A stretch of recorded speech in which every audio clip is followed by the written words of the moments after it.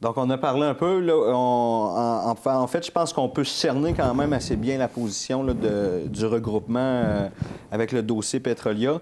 Peut-être j'aimerais ça que vous fassiez un portrait parce qu'on en parle beaucoup présentement, le dossier Petrolia, mais on le voit sur Facebook. Vous êtes très actif sur Facebook. Puis là, vous vous accrochez à plusieurs autres dossiers où est-ce que vous donnez des appuis.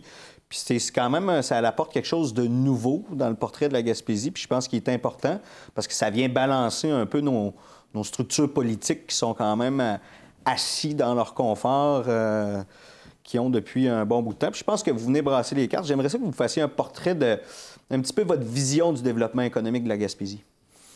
Bien, en fait, moi, je pense que la Gaspésie, c'est une région où, touristiquement, pourrait être passablement mieux développée que l'est à l'heure actuelle. Première des choses, c'est les infrastructures. Et notre député ministre, Gaétan Lelièvre, il est parfaitement au courant des problèmes de la Gaspésie, puis il sait qu'il y a un problème au niveau des transports. Et si on ne le règle pas, ce problème-là, bien, le point de vue touristique, il n'y a absolument rien à faire. Ça va continuer comme c'est là, puis ça va diminuer. En 1984, François Mitterrand est venu à Gaspé. Il a promis, c'était le berceau du Canada. C'est ici que Cartier est arrivé, on se souvient qu'on fêtait un anniversaire. Il dit, moi, j'aimerais faire arrêter un cargo d'Air France à Gaspé parce que vous avez des produits marins. Il y a un cargo qui part de Chicago, qui arrête à Montréal, puis qu'il il va sur Paris. Mais c'est beau, ça, mais on le fait atterrir où? Sur la plage, un DC-10 ou un Airbus? Ils n'ont pas fait la piste d'atterrissage dans le bon sens. On a eu cette offre-là. En plus de ça, en termes de communication, moi, je faisais la patrouille aérienne. Puis le président français est allé souper au Gargantua. Donc, moi, j'étais avec des gendarmes français à bord de l'avion, puis on faisait la patrouille aérienne. À un moment donné, à Percé, quand je baissais un peu, je perdais la communication avec l'aéroport de Gaspé. Et les gendarmes français étaient dans l'avion, puis ils parlaient directement à Paris avec des walkie-talkies, parce qu'ils préparaient il préparait la visite du président français aux Seychelles. Il parlait avec des walkie-talkies à Paris, puis moi, de Percé, je ne pouvais pas parler à l'aéroport de Gaspé. Alors, en termes de communication, je veux bien croire qu'on a eu la fibre optique, et ça s'est amélioré.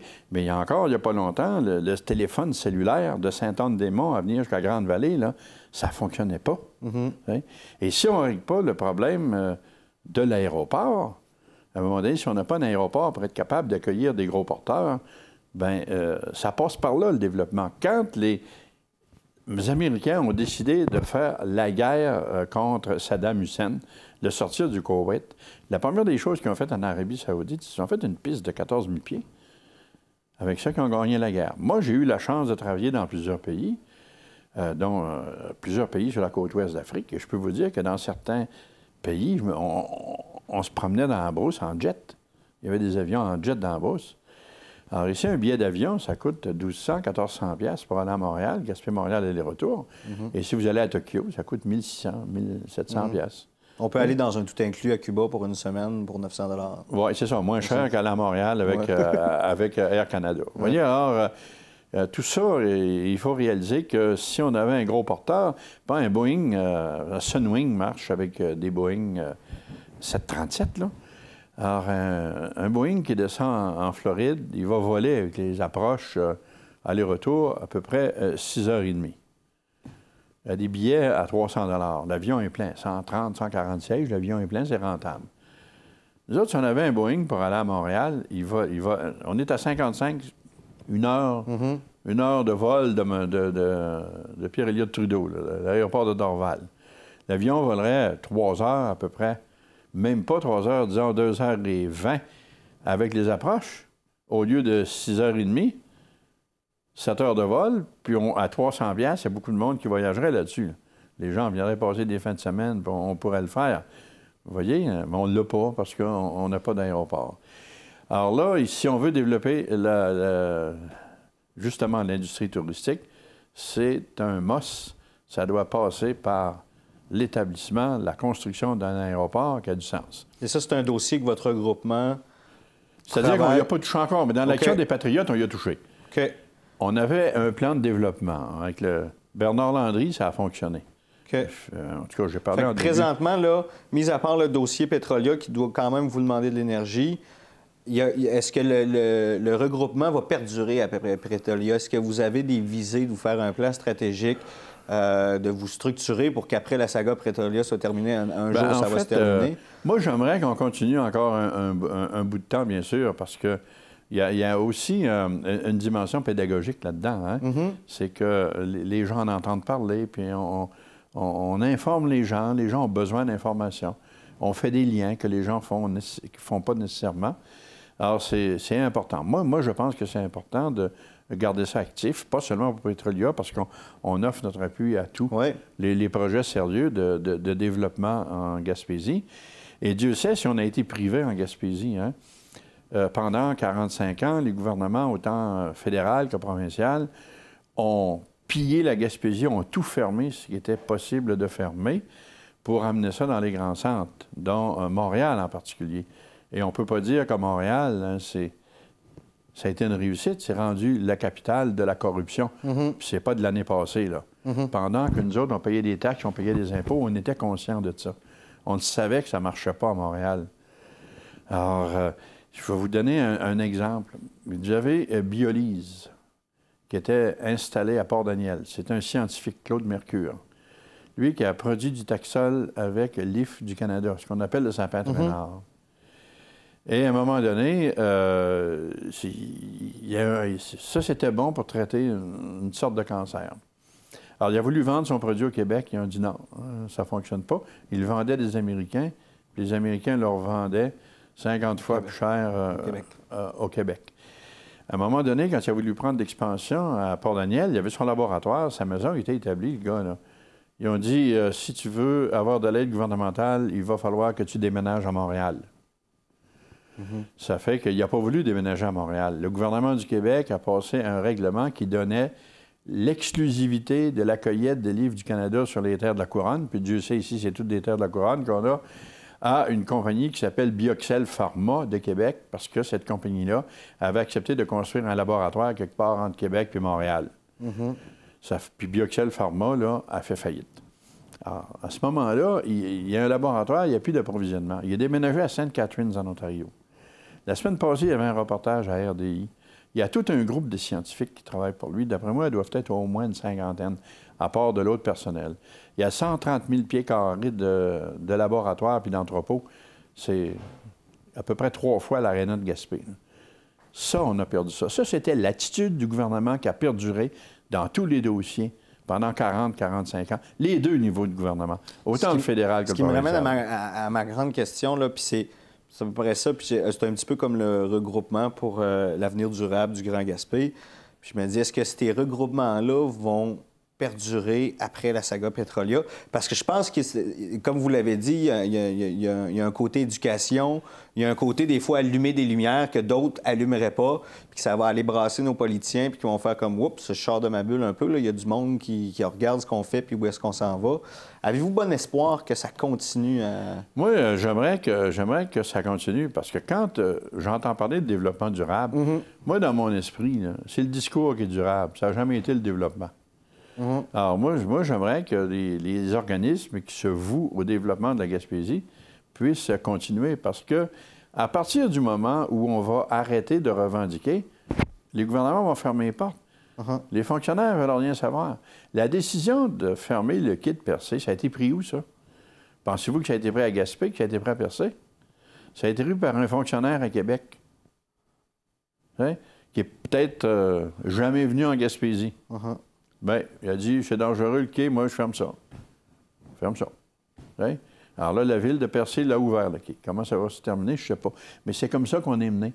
Toujours par des gens, par des fonctionnaires qui sont dans des tours d'ivoire, puis qui font ce qu'ils veulent.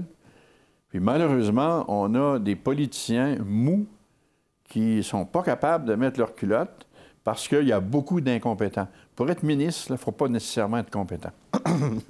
Parce que vous avez des gens...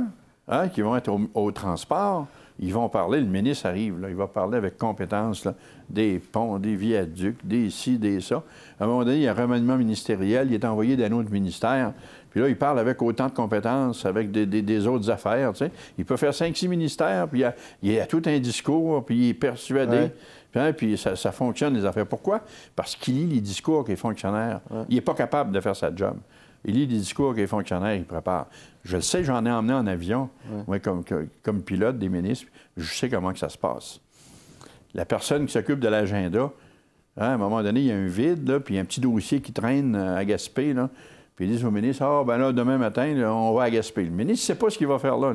L'avion le ramasse, 15 minutes avant l'atterrissage, le fonctionnaire, il dit, « Voici le communiqué de presse, puis on va faire ça aujourd'hui. » C'est comme ça que ça marche. Croyez-vous que ça a un bon poids politique, des regroupements comme les vôtres, que ça peut permettre de changer les choses puis d'influencer les choses? Le poids du regroupement a le même poids que la population qu'il supporte en arrière.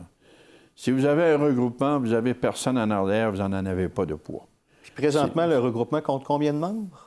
Non, il n'y a pas de membership, il n'y a pas eu de carte de membre. Okay. C'est un regroupement ad hoc, comme l'Action des Patriotes. Quand on a commencé, on a mis des cartes de membres. On est monté dans l'espace de 6 mois presque à 18 000, 20 000 membres. Alors, c'était vraiment un mouvement de masse. La masse est en arrière, c'est pour ça qu'on était... Mais présentement, le regroupement n'a pas de membership. Il y a eu une réunion avec... Il y a eu des réunions d'hommes d'affaires. Évidemment, une fois que la réunion est faite, les gens doivent aller puis gérer leurs affaires, surtout qu'on est dans un contexte économique qui n'est pas facile. De là, il faudrait peut-être avoir quelques employés à ce moment-là. Il faut passer le chapeau, il faut les payer, hein, comme on a fait dans l'Action des Patriotes. Il va falloir qu'il y ait quelque chose qui continue, parce qu'on ne peut pas se fier à la CRE, là, puis on ne peut pas se fier aux autres organismes. Ça, ces organismes-là, j'avais un membre d'un Patriote qui me disait, c'est tous des organismes tampons. Il appelait ça des bumpers. Il dit, avant ça, on allait présenter un dossier à Québec. Puis aujourd'hui, quand tu arrives à Québec, ils ne veulent pas te recevoir parce qu'ils disent, en as-tu parlé à la circonférence? As-tu l'appui de la circonférence régionale des élus? Ou tu as la SADC? Ou tu as en tout cas, il y en a tout un paquet, tu sais. Oui. Puis à un moment donné, il y en a un qui dit, « Ouais, on va regarder ton dossier, mais là, ils posent des conditions à l'autre, puis là, ils ont les tables de concertation, là, tu sais, hein? Alors là, les dossiers, ça traîne, ça traîne. La Gaspésie va s'en sortir uniquement avec des décisions d'ordre politique. Tant qu'on va laisser les fonctionnaires là, mariner là, dans leur bebelle, là, il ne se passera jamais rien.